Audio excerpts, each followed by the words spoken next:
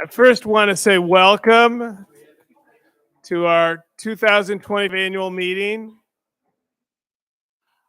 As you all may recall, we are sharing this room this morning with our friends from San Marino. So we have a hard stop of 10 a.m. when they join or come into the room to get set up and all. So we're going to move promptly, as I hope in the past, and we'll try and do it again this morning. Again, my name's Dan Swanson. For those who don't know me, I am your current president, soon to be ex-president. Uh, and so I want to welcome everyone to this morning. I want to start by just making a couple comments. As I say, this is my final meeting as your president, and it has been really a pleasure and an honor to serve as the association president for the last 3 years. I think, as we all know, this is really a wonderful community. And there are a lot of things that make it a wonderful community. And it starts with everyone who is in this room and all those who may be participating this morning by way of YouTube TV, a new innovation here so that others who can't be physically present can certainly join us. I've observed, we've been here 10 years, and specifically over the last 3 years as I've been president, how each of our members, care about each other, our community, and demonstrate this really throughout the year. And I want to start by saying thank you to a few people. And that begins with our current board of directors, all of whom are sitting out here this morning. And I want to acknowledge each of them for their contributions in helping out for the 3 years that I've been president. And I'll start with our vice president, Vicki Fingerroot, who's sitting to my left. And, Vicki has been a really critical part of this whole thing. And as you all know, we had this road maintenance project, which we successfully completed last year. And Vicki is the person who primarily oversaw that and did an outstanding job. I also want to recognize our treasurer, Carrie, who has, through the last 3 years and even before that, diligently overseen our financial affairs, and who also oversaw portions of the road project. And thank you, Carrie. Maureen Lorenz, who is our secretary, she not only maintains the meeting minutes, but she publishes our outstanding newsletter, which I think everyone appreciates. She oversaw now 2 years in a row a tree planting project out on 31 where we planted saplings, 200 each year, and someday we will see the fruits of those little saplings, I hope, be nice, beautiful trees. And, who is very much focused on environmental matters as it relates to our community. I also want to recognize two other board members, Herb Roth, who has a really important job of keeping the water flowing from our community well, overseeing various maintenance issues within the community, and also, very importantly, we resurfaced the tennis court last year, and he oversaw that project.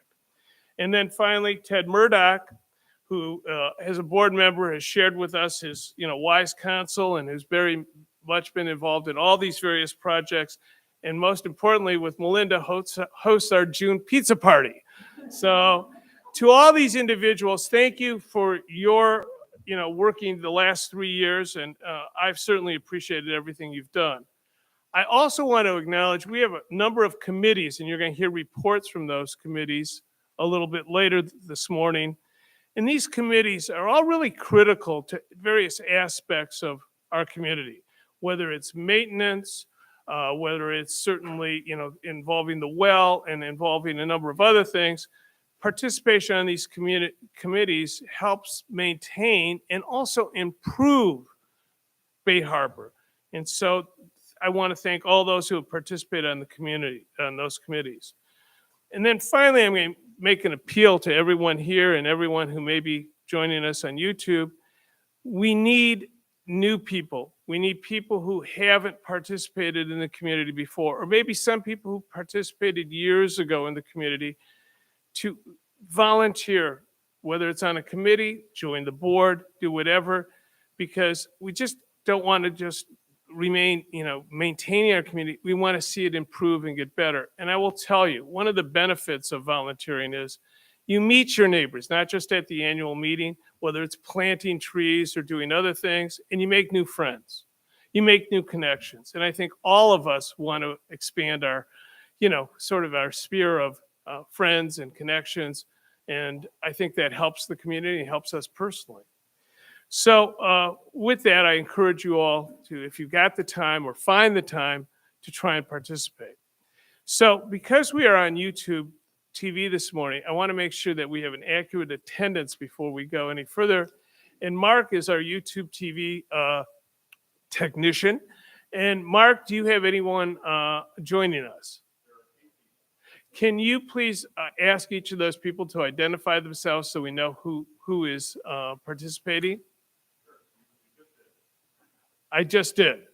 Okay, and do we have their names?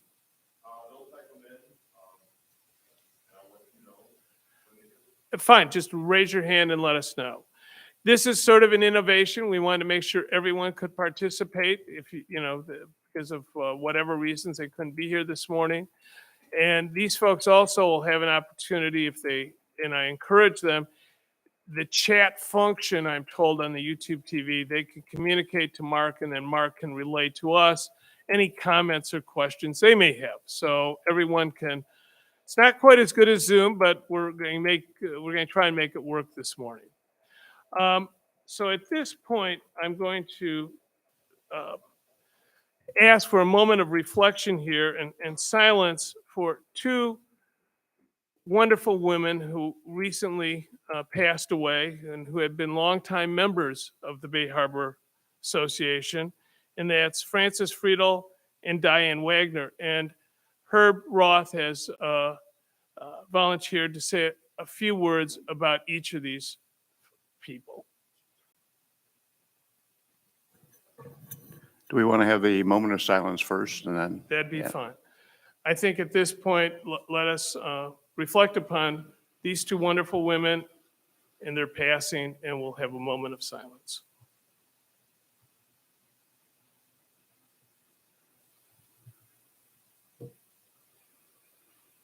Thank you.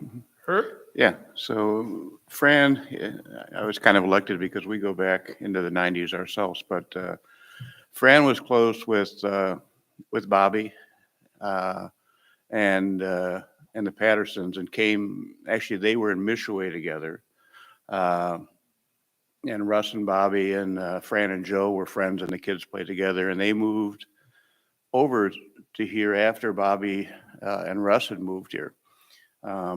It kind of went in the order as far as I remember. Rissman's, Vicky's place was probably first, then Anderson's, that was your place, Dan, and then Bobby's, and then Steve and Joe McLean's place, and then finally Fran and Joe Friedel, and then the rest of us came in later.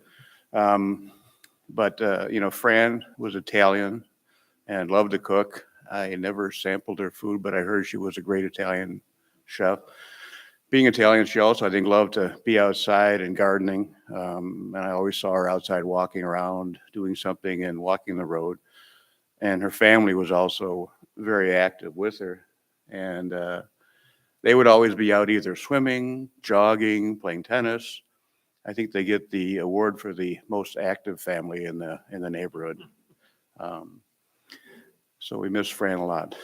And Diane was a little more quiet.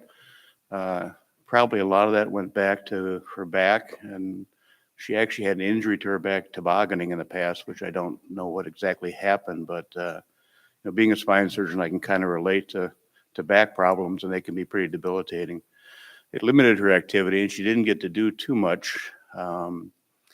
Diane and John Timmer's wife were sisters, and that's how they came up. They built in somewhere in the mid to late 90s. I'm not sure exactly when. And they put an elevator in the house so Diane could get up and down.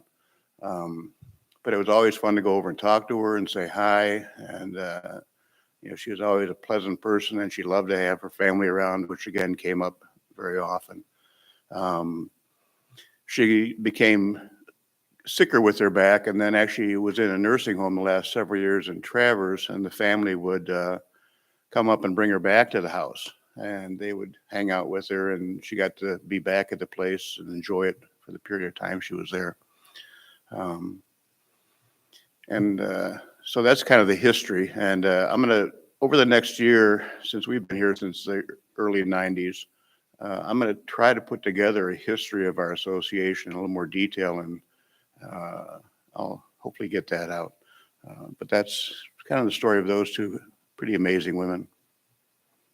Well, thank you, Herb. And if there's anyone else who'd like to add to this, I those, was wondering if we should mention what's going to happen to the Wagner home and what is happening to the Friedel home. Because Well, we with Friedel, I think Tom, I think they're going to keep active with it. With have the representatives from the Friedel family. okay, yeah, well, I have no idea. So yeah, that's a wonderful idea. Bobby, why don't you start and then we'll just go around the room. Okay, so I'm Bobby Harrison, and I'm from Huron.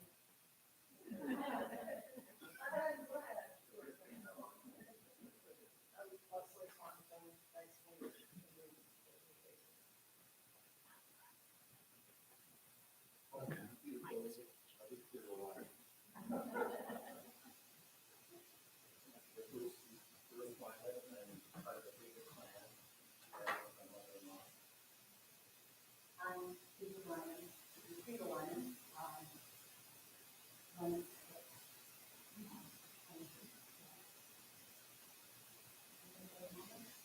Thank you very much for my home. It is good. It's our body. And my parents had a visit. Yes, they would do a family vacation. Water, my father and my sister were very long time.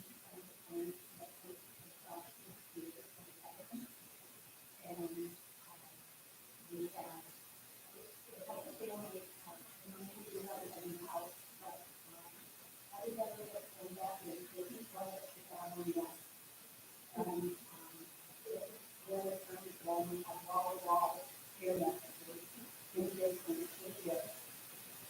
And when we told me the little one, we had the story about the boxing, that was still about two, but still in high school on the news, where each one had a role, and I thought it over to the mayor, and it was shot and first, and I was set in each side, and then, we are staying the oil rock.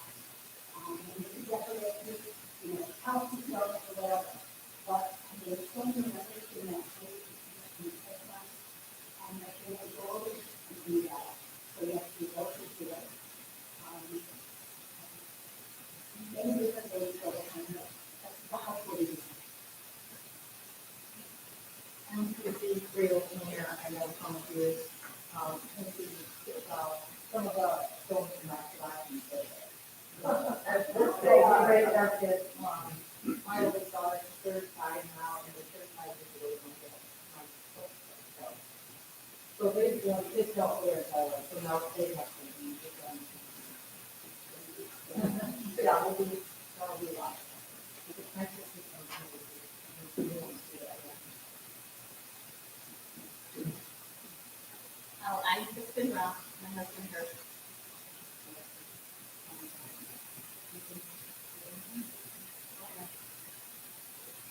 I'm Linda Murdoch, and my husband is Christy, and we've been here since we bought our lot in about 2018.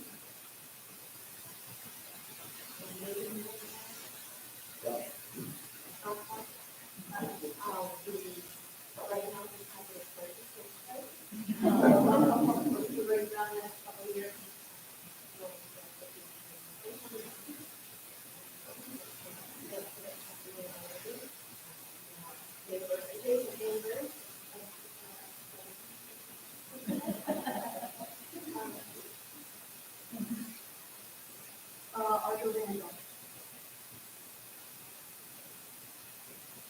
Brandon married up in her. I guess there was a house in Main Street. They went to the Ross and everything.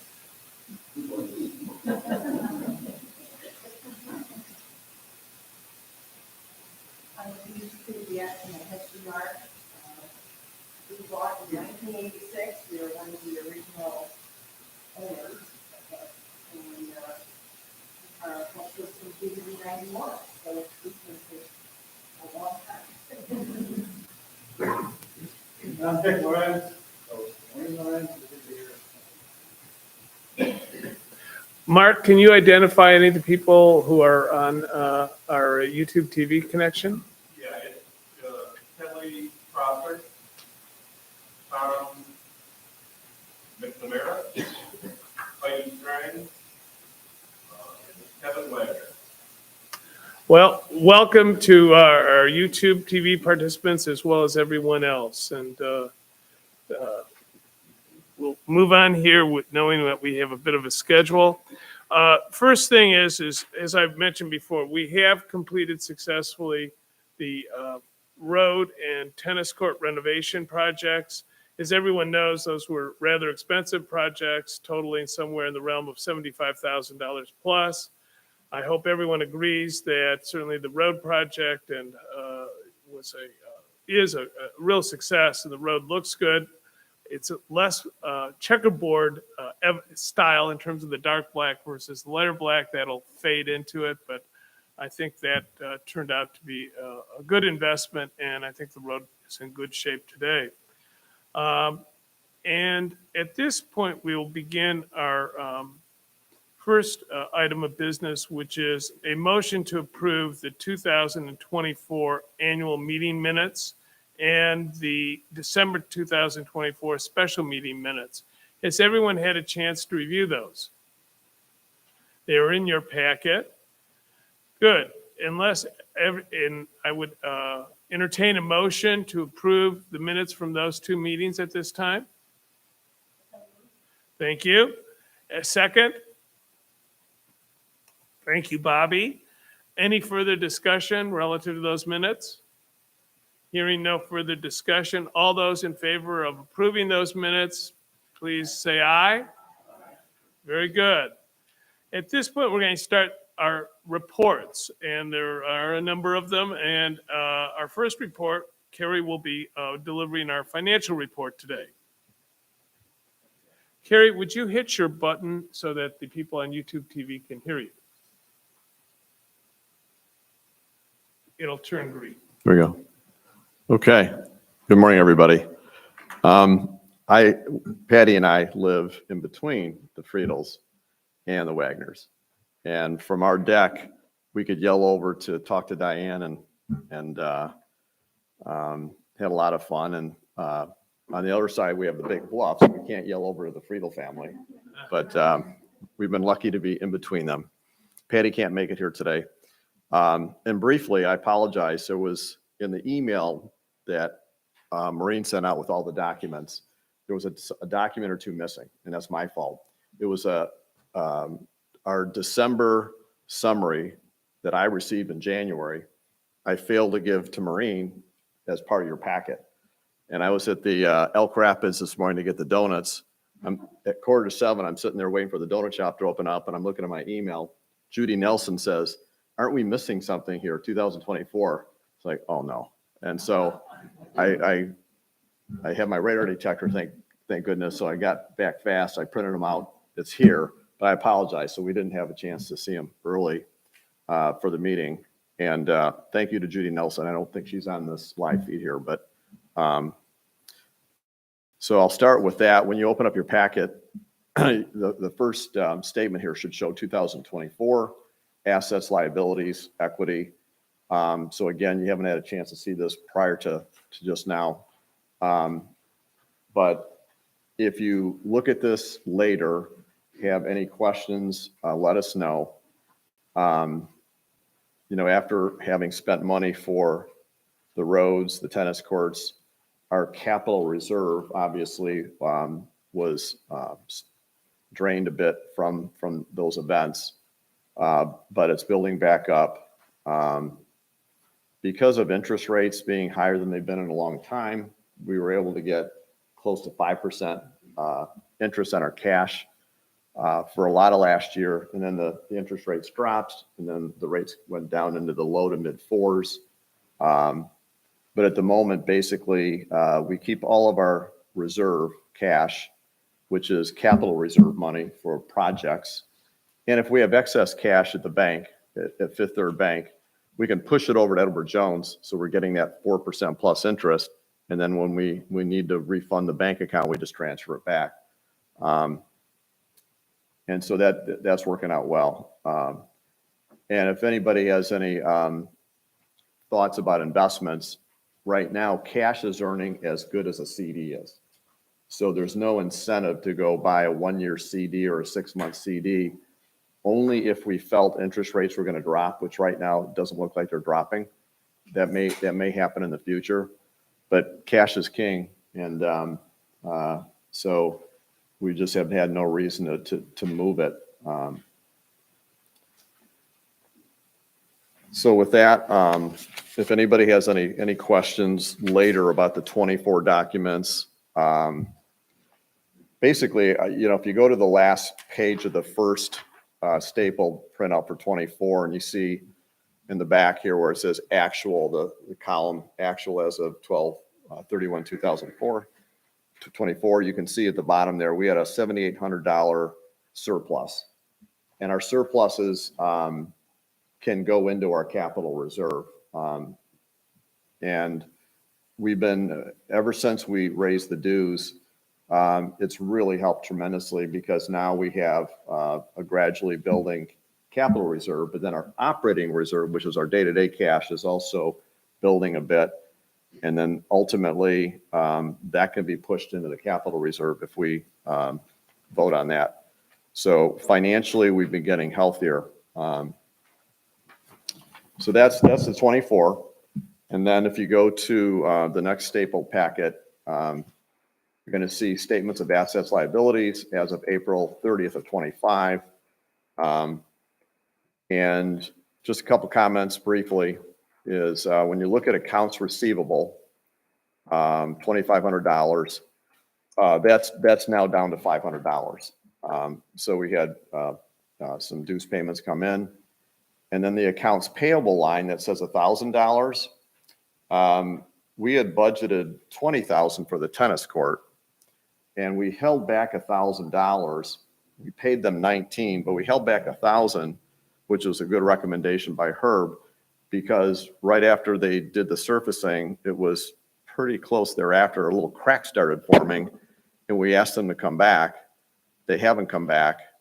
So that $1,000, liability, we could end up writing off if they just never do the job. Okay. Any questions so far? Okay. If you go to what is page here, where it says fund balance, Bay Harbor Club Association fund balance, April 30th, 2025. And then it's going to show you 3 years, 23, 24, 25. And so here you can see there's 2 columns. Capital reserve, that's our restricted money. That's the money that we use for big capital projects like the roads, tennis court. If we have money we need to spend on the water system. And so the capital reserve, you could see in 23 was 89,000, and then it dipped because of the money that we spent in 24. And so then January of 25, you can see the figure there. But we're going to be able to allocate some more money to the capital reserve. A comment here I guess I'll just tee this up right now. Is this is the final year of the special assessment. So you have your typical dues. And then within those dues, within the $1,500, there's a small amount, $360 of that goes to capital reserve. But then 5 years ago, we had a special assessment of $500 per lot owner for a 5-year period. And that was to really start to beef up our capital reserve because of the need to have more money, knowing that we had road maintenance ahead and other things that will be unknown. So this is the final year of the $500, and we're going to want to suggest, we, the board, have discussed this and would like to recommend that we continue the $500. So in total, it's continues at $2,000 a year. And we discussed doing this for 5 years on the $500. And I believe, Carrie, that generates approximately $12,000 a year, all of which goes to the capital reserve account. Is that correct? Correct. And I think the goal here is, again, we have roads that are 40 years old. We've made some significant improvements, and hopefully that will carry us over for another several years.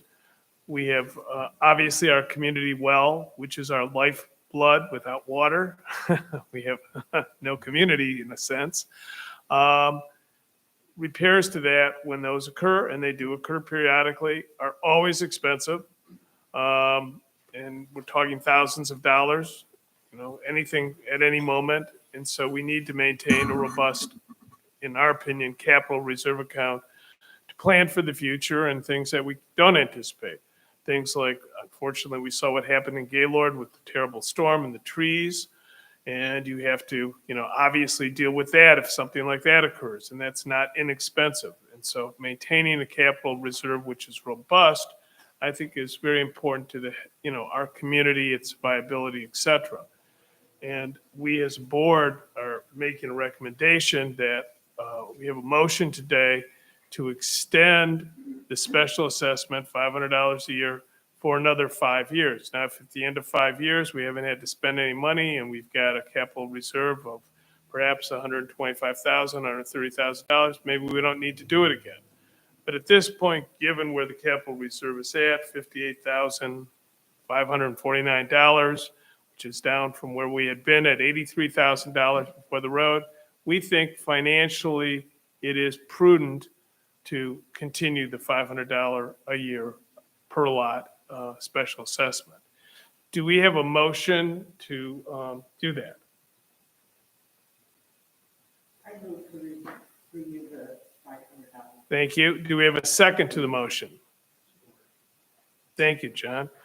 At this time, do we have any discussion relative to this motion? I have a question. Is there a goal number that should be prudent to have? Because additional roads or water system repairs are expensive. And I think it's much less painful to have a small incremental assessment than, oh, by the way, everybody, this happened and now we need to.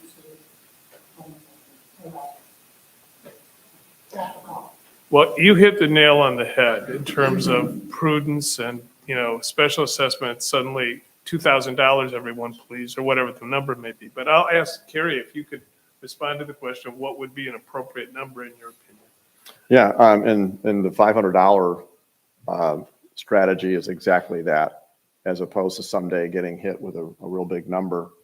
And it's a great question. There is not like a goal number. Like when we're talking about the roads, at one point we're talking about replacing the roads, not just doing maintenance that we just did. And that's just crazy number. It's so expensive. So we were trying to think of, kind of reverse engineer it. What do we need, inflated dollars, and come backwards to how do you assess that? But it's so hard because our roads are amazingly resilient. We may be able to get away with this type of maintenance for the foreseeable future, as opposed to just totally redoing. It's fantastic. An unknown is the water system, but we're talking about getting, and this is something Vicky's been talking about, is all the what ifs. What if we had to replace, so much of the infrastructure? What would that cost? Right. And that's a good project that could help. Have Yeah, some the kind of a well goal can number. be very expensive, Did and you hit your microphone button, Herb? it is. Oh, good. And I did that. Yeah, the well can be very expensive and right now it's doing fine, but you never know. And anecdotally, my mom just had a $80,000 assessment on her condo in Florida because of that issue with the collapse down near Miami. So it's always good to have a little bit in the kitty to back everything up. I think it's important to understand our roads are extremely old. And so while we did this, started the assessments 5 years ago, we had enough money to do our patchwork last year. These roads are old, so the parts we have not patchworked, and depending on how the winters are, it's possible within the next 5 years, we'll have to throw another 50 grand at it. So while we're making this motion and suggesting, and the same thing with the well systems in the winter, if we have an issue, we don't want to have to get parts. We might want to get to a point where we have some big reserve parts on hand. The other thing is the neighborhood is old. We have a lot of trees. They'll go down. We've been really lucky the last several years of not having to have a lot of that kind of work done. But looking forward, we might have to be more proactive on that. So while we're saying 5 years, which I think is very healthy, and then we look at it again in 5 years, because we'll see what work we have to do over the next years to keep this process going. Because like we said, and we've all said, we don't want to have to throw a capital call on everybody. And so just building this up and $500 a year divided out by 12 months isn't exorbitant. And I think it's well-spent money. Yeah. Do any members know who's responsible for the underground electric coming from 31 on our private road? Is that right company or is that us? At some point it comes to us when it comes to our house. But that's another potential infrastructure. That's 30 years old, right? Underground water. Is that electric or us? I would imagine it's Great Lakes until it comes to the point of going into the house, but it's something we can definitely look into. Do we have any comments from those participating on YouTube, Mark? No, but there are two more people that are, that joined, Ken Anderson and Judy Nelson. Thank you, Mark. Do we have any further comments or questions from any of those of us present here today? If not, why don't we move to a vote on the motion? All those in favor of the motion to extend the special $500 per year capital reserve assessment for a 5-year term, please say aye. Aye. All those opposed, please indicate. Mark, have the people on YouTube voted? No. Okay, I'll ask that those people vote, but based upon the vote here present in the room, it appears that we have overwhelming unanimous support for the motion. 2 voted yes. Okay. Yes, Dick? Can I clarify? I believe that is a different due date, right? Due date? Yeah. That's still. Yes, that's yes. still- Yeah, it's due August 1. Yeah. When you get your bill, you can see it's going to have a $1,500 and a $500. Always encouraging to pay it up front at one time, but it's totally up to everybody on the $500 part. Any other questions, clarification requests? Otherwise, we will move on. Carrie, thank you very much for your excellent report, as always. That's much appreciated. At this point, we're going to go to some committee chair reports. And the first one is the Torch Bay Nature Reserve. And that report actually Chris was unable to attend today because of a family event.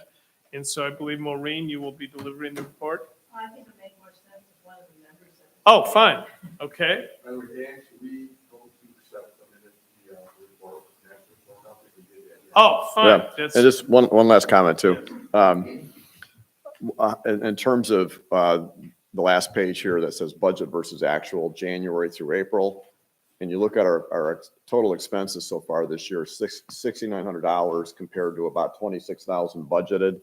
So if you annualize that out, and it's hard to annualize numbers because we have, periodic expenses, but we're tracking about $4,000 under the budget on expenses. But again, it's way too early to get excited about that. Very good. Thank you, Peter. Peter, would you like to make a motion? Do we have a second to Peter's motion?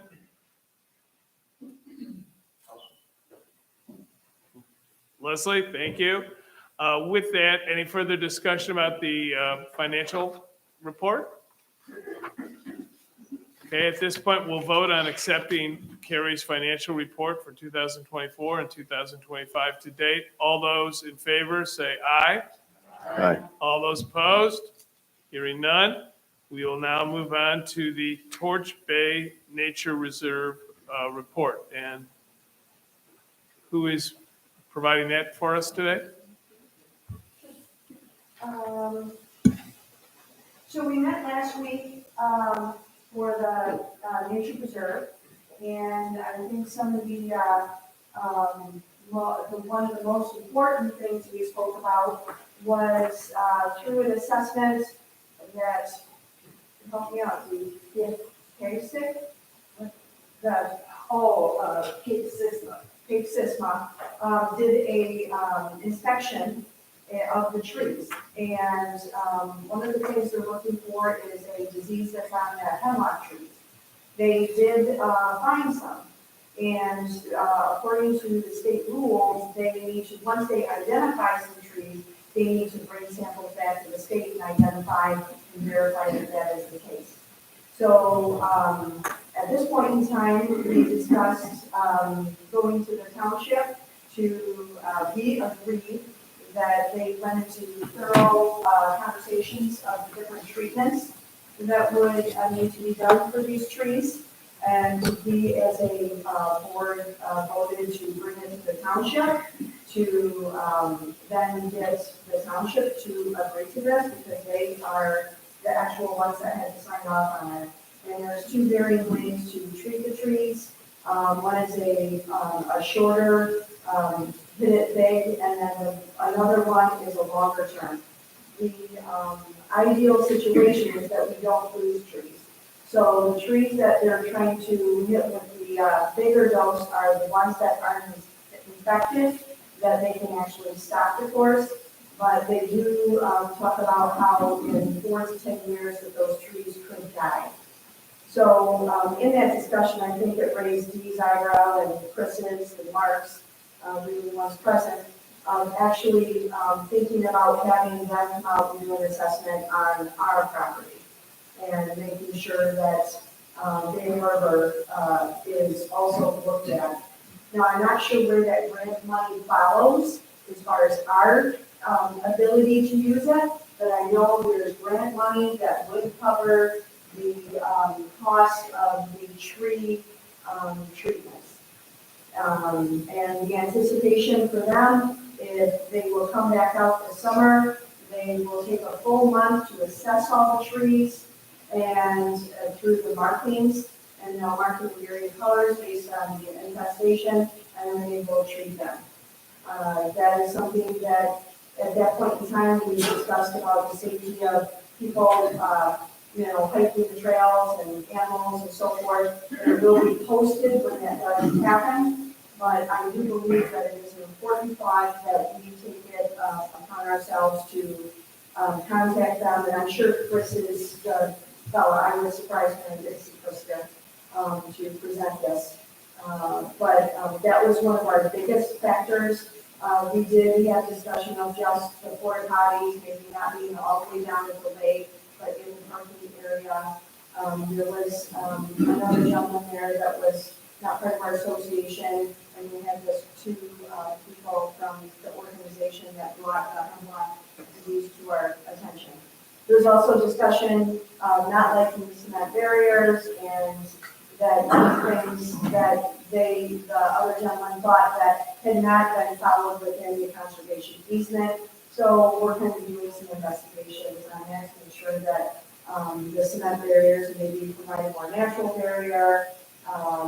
But the important thing is that we still maintain the emergency access, although thankfully it's only been used once in 20 years as far as the emergency access. That is one of the only emergency access points from Alpharetta all the way to Charlotte Lake. So it's a very important access point for emergencies and life-saving measures for people on the bay who fall into distress. Any other things that were really good points there, Dee? I'm sorry. I wasn't Just writing. that, in order to treat the trees that they think would respond well to treatment, anybody who's within 800 feet of those Yes. areas have to be notified and give permission. If they refuse permission for treatment, they can't treat them. And both of the counties are also very concerned about treating trees close to the bay and on the ponds, because we don't want to have the chemicals contaminating our water system or the bay. And I believe that Chris was going to, and he wanted to have the Cape Sisma people walk through our nature area to see if we have any of the hemlock, woolly, and algae.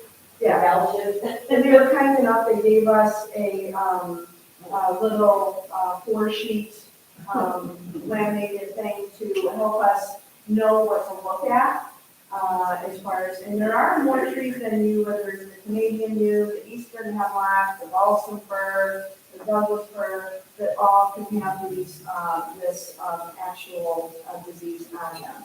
So this was a nice little informative brochure they handed us. They only had a few, so each one that was present at the board meeting. But the whole point about what he is discussing, the 2 different treatments also, part of that is the one is a spray treatment, that would not be utilized close to waters. And that's, the other alternative would be an impregnation of the tree. And I have a friend who has impregnated many cuts of maple for shiitakes, and you'd be surprised on how that impregnation, even of a dead piece of wood, how the spores of the shiitakes actually spread through the whole piece of wood. So I was kind of surprised that I thought the shiitake would grow out of the hole he impregnated, but it actually moves through the tree in a very systematic way. But the spraying would not occur by any water. So that's that whole assessment. That would take them a full month to actually go through and discover that. But I don't know with Chris being here, whether he had planned on bringing a motion to contact Cape Sisma to have them do a walkthrough, but I would highly recommend that. Audrey, We don't want would- to see a repeat of the Emerald Ash Borer, which we went through, 8-10 years ago. Would you like to make, or D, a motion that we have the assessment done and take it one step at a time from there? Yes, I would like to make a motion that we contact Cape Sisma for them to do a walkthrough for an initial assessment of our forest. Do we have a second to that motion? I'll second. Thank you, Dee, Bobby. Any discussion to have the assessment of our trees done? I have one other question. Do we know how that's transmitted, or what, is it through animals to people, or is it airborne? Well, actually, they were talking about that there is a growth period to this disease.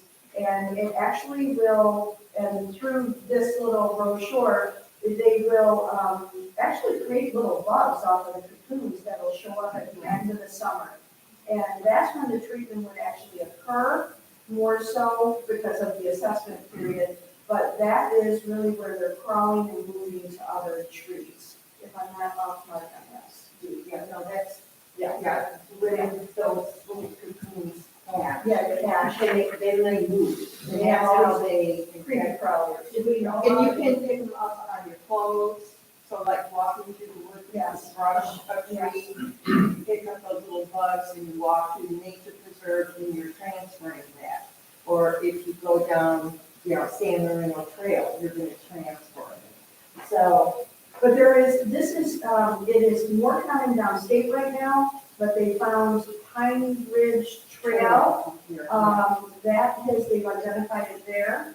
And, so so, heavily infected there. yes, Yes, and so that's why they took great thought to take an examination of the nature preserve. But I think being that we're right tight against it, that definitely has happened for our forests. And they're little white balls that kind of underneath the branches. It's kind of like a white, like ball. Right. Is to identify that. And on the backside, Bobby's looking at it right now, on the underside of the leaf will be little black dots. Okay, and that's what you'll see at this point in time in the season.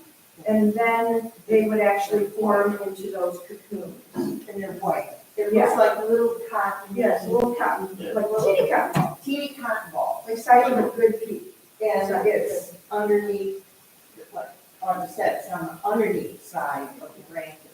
So if you happen to be going through our woods and you're by the hemlocks, just every now and then kind of look underneath to see where you're spotting them. There are some other bugs that have little white fuzzy things too, but they're typically not under the bottom, they're on the top. And I think right now you see the black dot. Well, yeah, now is when they're actually hatching. Right. So this is when they're all moving, and this is when they can all be transferred. So,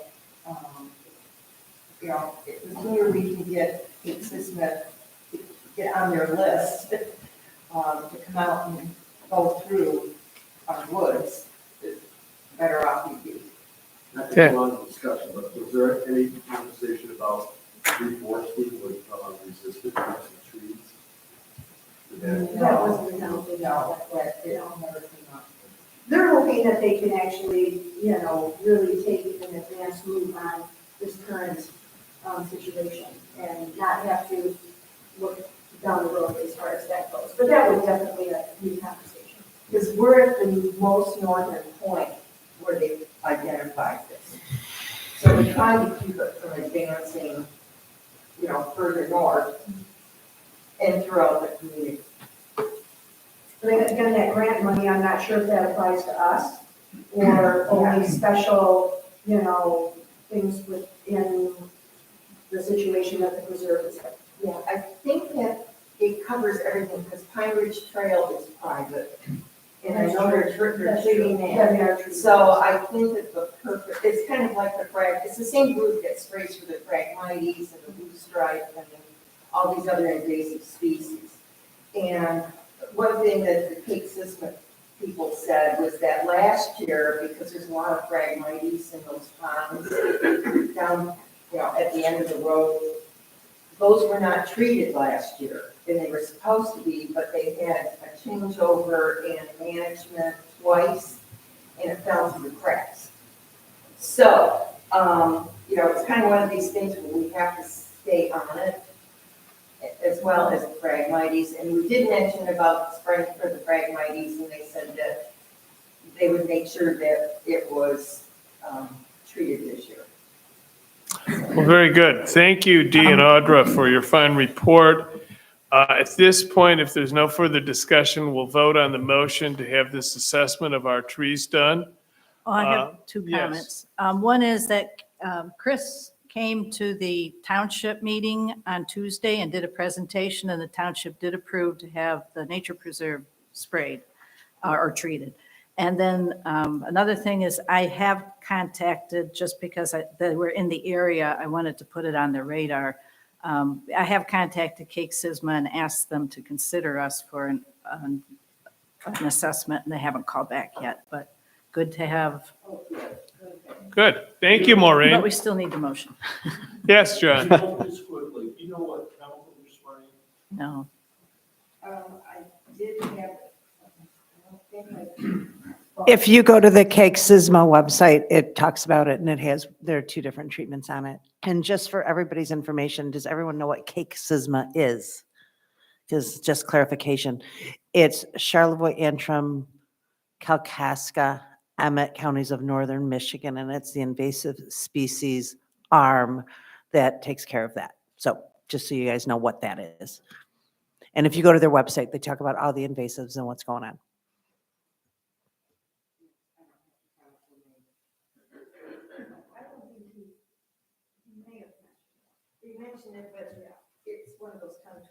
then you do it. All right, at this point, unless someone else has a question or comment, we'll proceed to a vote. All those in favor of the motion that we have this assessment done as soon as possible, please say aye. Aye. Anyone opposed, please indicate. With that, appears we have approval of the motion. And again, I want to thank Chris, Audra, Dee, for your work on this committee, because this is an important issue. We want to preserve our trees, both in the preserve or reserve, as well as on our own common property. Next is our maintenance and upkeep report. Herb.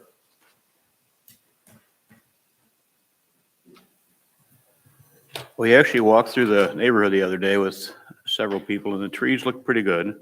There's one tree down in Bay Harbor 2 that has some dead branches that we're going to have evaluated by Treetop and look at.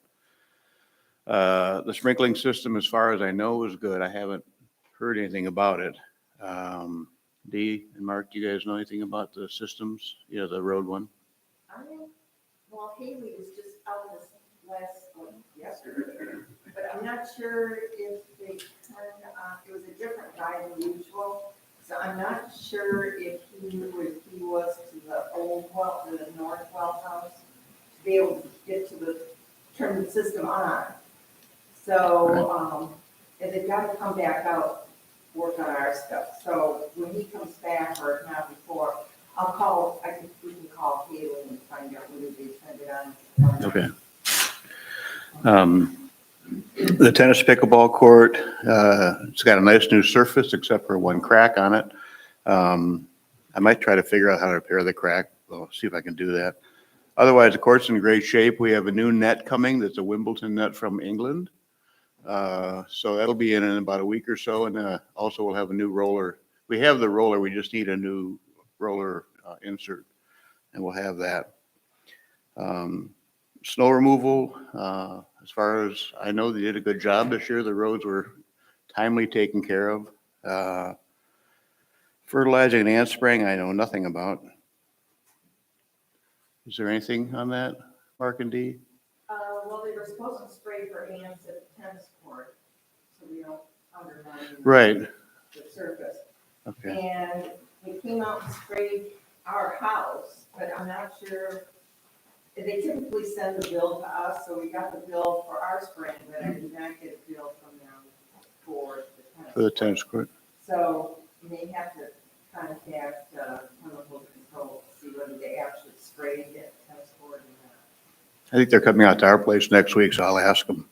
Lawn maintenance, they've been out a couple times already, mowing the dirt, and that's gone well. The water system, the wells well. The one thing we did have over the winter was we had 2 episodes where the well shut off after a power outage. And what happened is the pressure drops down. If it gets low enough, there's a risk of backflow from the houses into the system and a potential contamination of the well system. So I've sent some questionnaires. They're the same ones that were sent out earlier and everybody filled out. But what I'd like to have over the next year, if you have your plumber come out to do some work at your house, have them go through the questionnaire themselves and fill it out and submit it back. So we have an actual official assessment of what backup or backflow connectors are taken care of. Some need to be checked regularly, some don't. And that's as much as I know about what's going on with those. But, you know, there's a hose. The major systems are sprinkler systems, hot tubs. Those are, I think, the 2 main issues. But again, it's something that if the pressure goes low enough, there's a risk of leaking into the system, which would be, you know, rough cleanup to do. Otherwise, the wells are in good shape. There's no major anticipated expenses. And that's all I have to say about that, I guess. Yeah, Bobby. What is that, you know, that at the street that we have been trying to find the turnoff for that water coming into the house? Each house has, it's a little pipe, you know, probably about 5 to 6 inches in diameter that's capped most of the time. Some people have lost the cap, which would make it hard.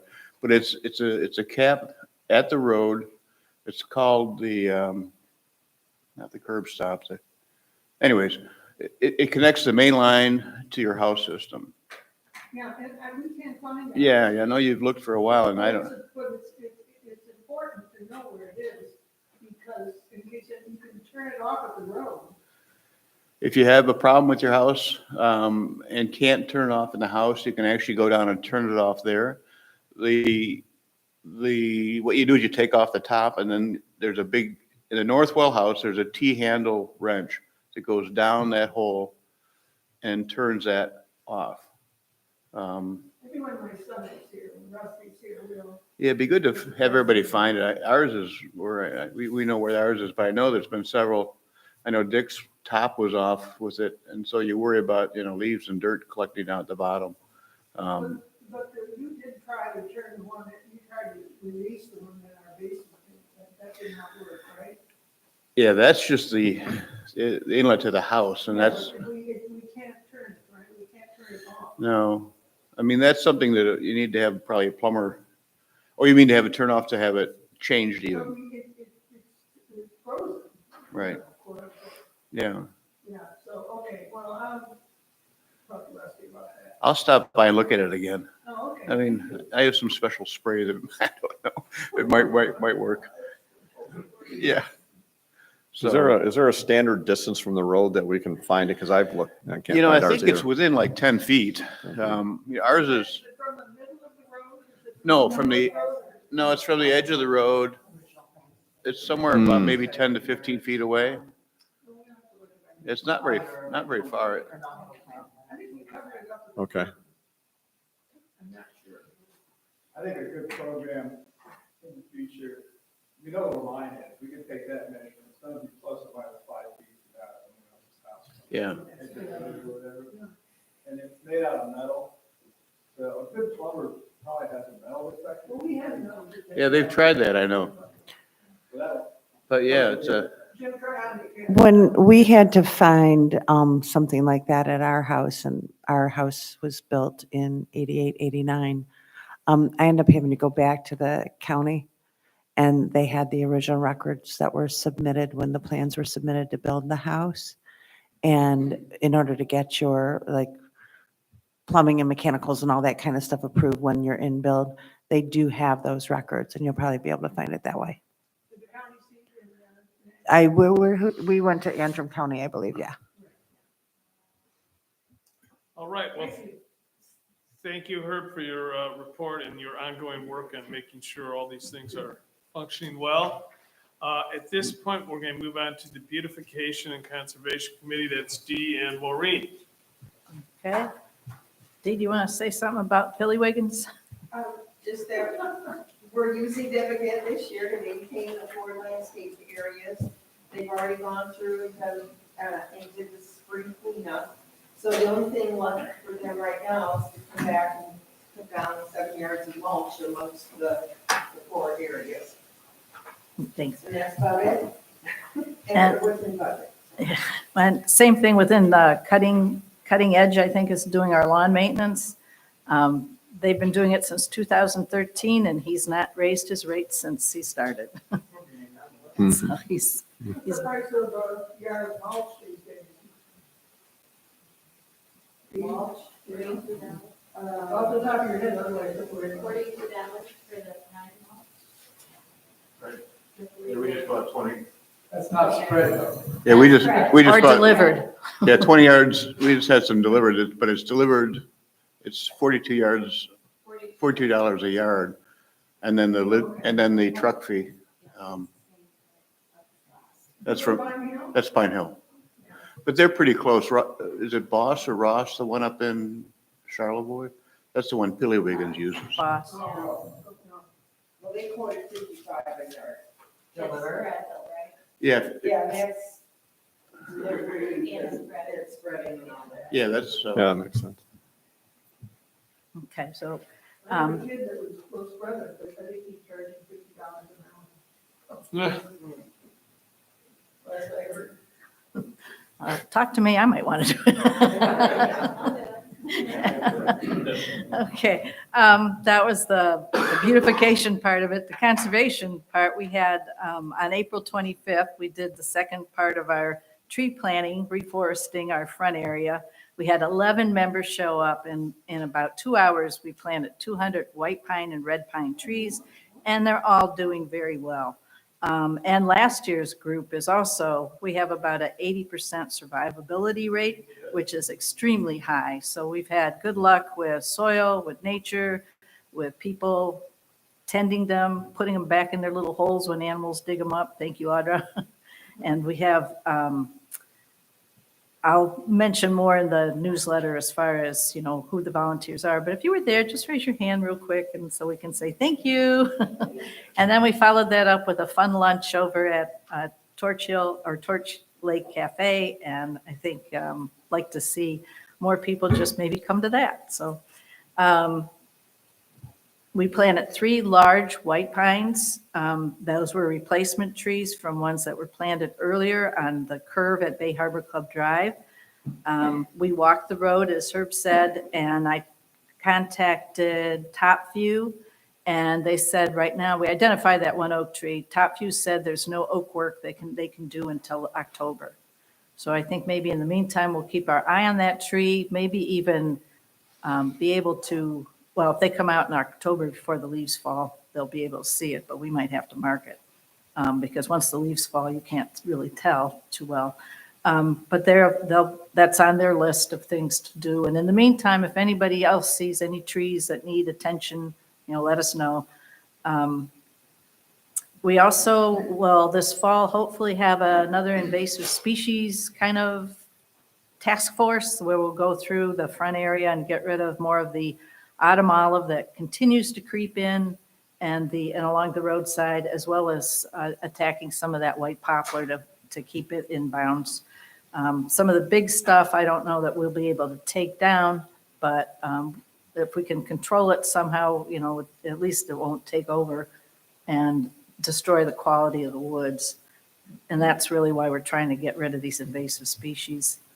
On the beach, best thing to do is keep pulling up that spotted knapweed and taking care of all those nasty little, there's a whole bunch of other plants out there we could start on, but between Phragmites and the knapweed, those are the bad boys of the beach. And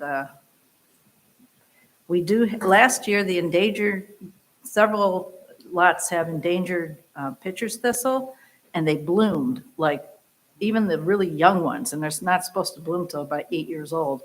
And I think what happened was they had so much water last spring that they just said, yeah, and they bloomed. And now I'm hoping, so be careful when you're walking on the beach, that the little guys are coming up because they are an endangered species, and we should be trying to keep track of them. In fact, I kind of have where I geopoint them so that I know where they were living anyway. But What are they called again?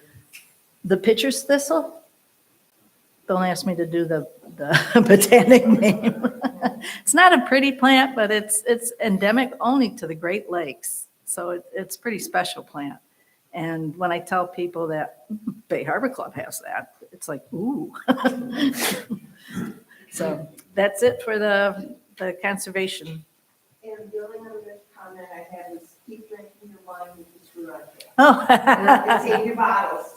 There's no water in trees. Yeah, Herb came back after we planted and he said, it looks like a Napa party gone wrong with all the wine bottles out there. Well, apparently, there's a lot of wine drinkers in this association. And I want to know you all. We're very dedicated. Well, thank you both, Maureen and Dee, for all your good works in terms of our maintenance and conservation, et cetera. Our next report, Maureen is back on as the Civic Committee Okay. spokesperson. The Civic Committee had no activity to report, because nothing was reported. Could have, but related to that, there's if you recall, last year we started a committee to look at our covenants and restrictions, which hasn't been looked at since 2007. And I believe the idea was to look at suggestions for improvements. And I mean, we're lucky enough that Steve was originally involved in the transfer of this property to the developers, and that the development covenant and restrictions, the intent was to keep this a very special place, a conservation place. And actually, Bay Harbor Club, because of that, is one of the earliest conservation developments on record that I've been able to find. I mean, it really is unique property and the way it's been maintained up through the years, mostly because of the covenants and restrictions. And as new people move in, new houses are built, or new families, take over operations, we thought it would be a perfect time to sort of look into that. So the committee is Vicki, myself, Dick, Judy, and Bobby. And we've had not too many meetings, but we have had a few phone conversations. And on if you were able to pick one up, we decided we'd start with a summary of what's actually in our current restrictions. So if you look that page over and then give us a call, or if you see ideas, we'll have several meetings to come where we want more members to participate. Obviously, this isn't something that 4 or 5 people are going to decide, but we'd like to, do we need to worry about dishes on houses, things like that? All that. So how do we change it? Or what do we need to change? Do we need to change? So a good review of it, I think, is in order. So if you want to get involved, let one of us know. And there will be some meetings this summer, very informal. Everybody's welcome to them. But we'd like to kind of address this and make sure people know, because I think it's important that these deeds and restrictions, these covenants and restrictions are adhered to keep this community as viable and as really special as it is. And, the fact that conservation sort of is the dominant theme in all of our covenants and restrictions, I think that's kind of a good place to start. So, Again, thank you for that report, Maureen. At this point, the social committee, Leslie. The social committee, Bobby's on the social committee as well as I. We have been, over the last several years, having 3 gatherings. Pizza party has been in June, and thank you, Kevin and Linda, for that. David and I hosted an end-of-season party at our house, and we gathering with cocktails and hors d'oeuvres. And then we've always had a Christmas party, and again, I think we all enjoy those. We'd like to continue that. Always looking for hosts for those. In addition to that, we'd like to throw out a couple of new ideas this year. One is a golf outing with golfers in the community, that we reserve some pecans down in Ogden, where we can have members of the community join. We have them join in a round of 18. And so I just would like to check the temperature of the room first, though, because I'd like to know if people are interested in the golf outing. So if you could raise your hand if you are, that'd be great. Okay. Good. Okay, so we'll try and organize that. You have to play. Well, you can be a card draw. Yeah. We chatted for a while. There you go.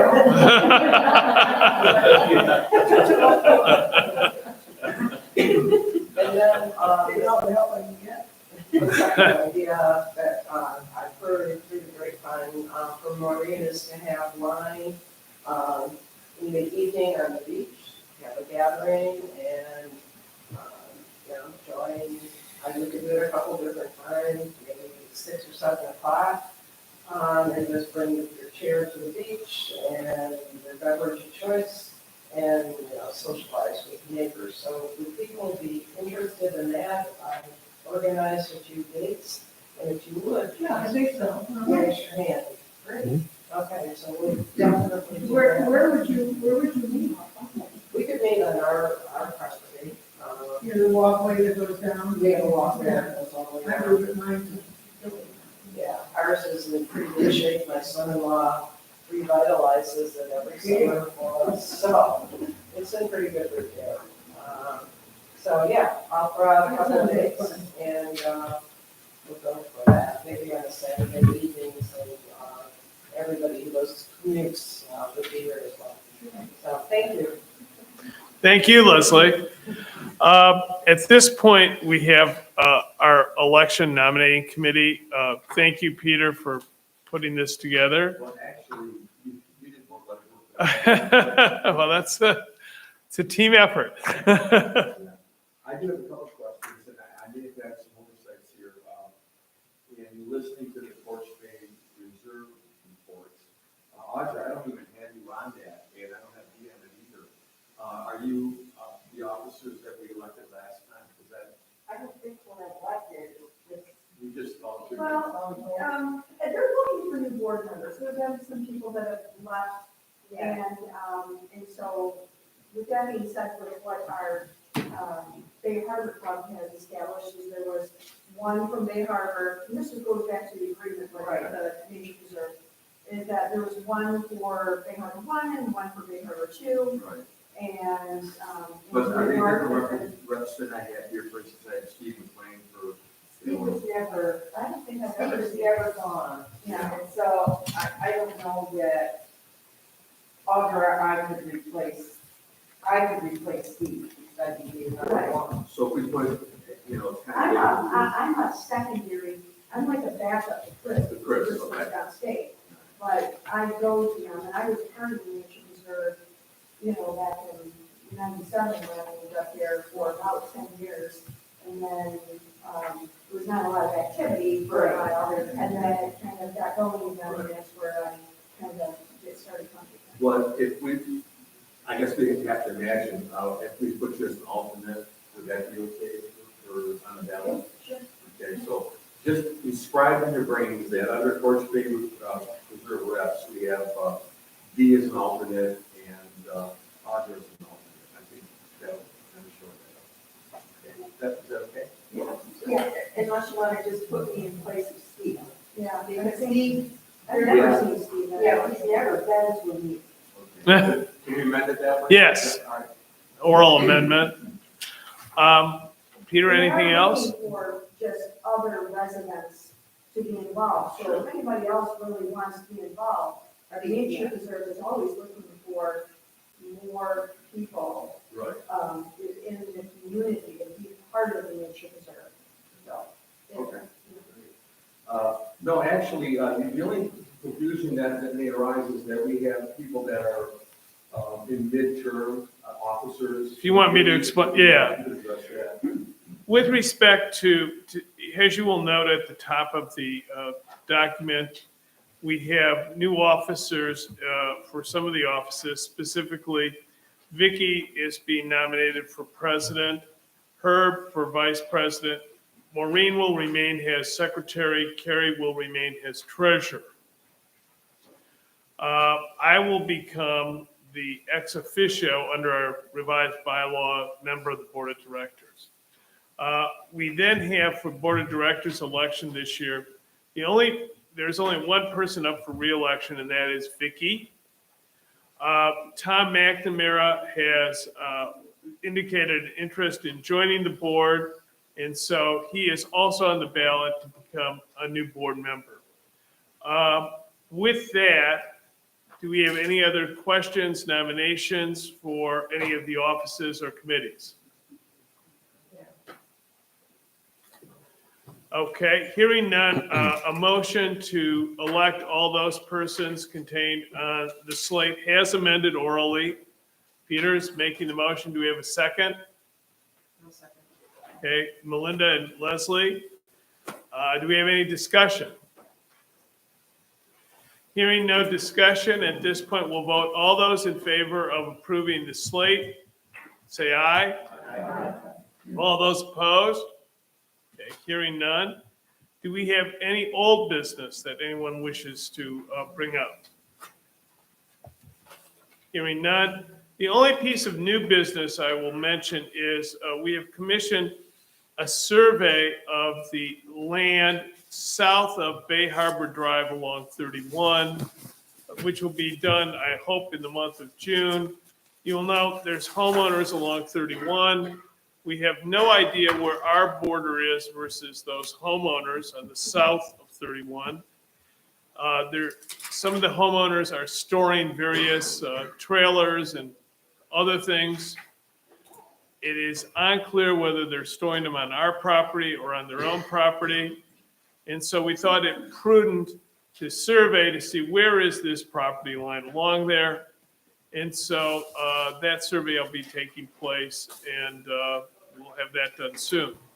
Is there any other new business that anyone would like to bring up? Just a friendly reminder to please keep the speed down when you're driving in to the development, especially now with summer coming and people have a lot of company. Remind your company to keep the speed down. We have to remind the mail. Yes. Really speed. And to always stay to the right on the blind curve, so that you don't go over that yellow line. And then for all of us dog owners, please keep the right of way along the sides of our roads.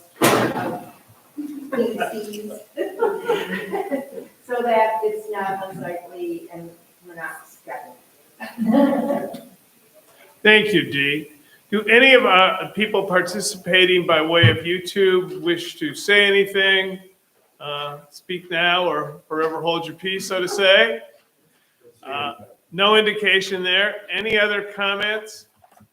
So at this point, we will adjourn the meeting. Let me just mention, if you have guests or you just like donuts, please take some home with you. And otherwise, everyone have a wonderful weekend, and thank you for. I have one thing to say. I think we should all thank Dan for his years of service. Thank you. He's done great. He's been an amazing leader. So glad you're staying on the board. Thank you very much. Thank you, everyone.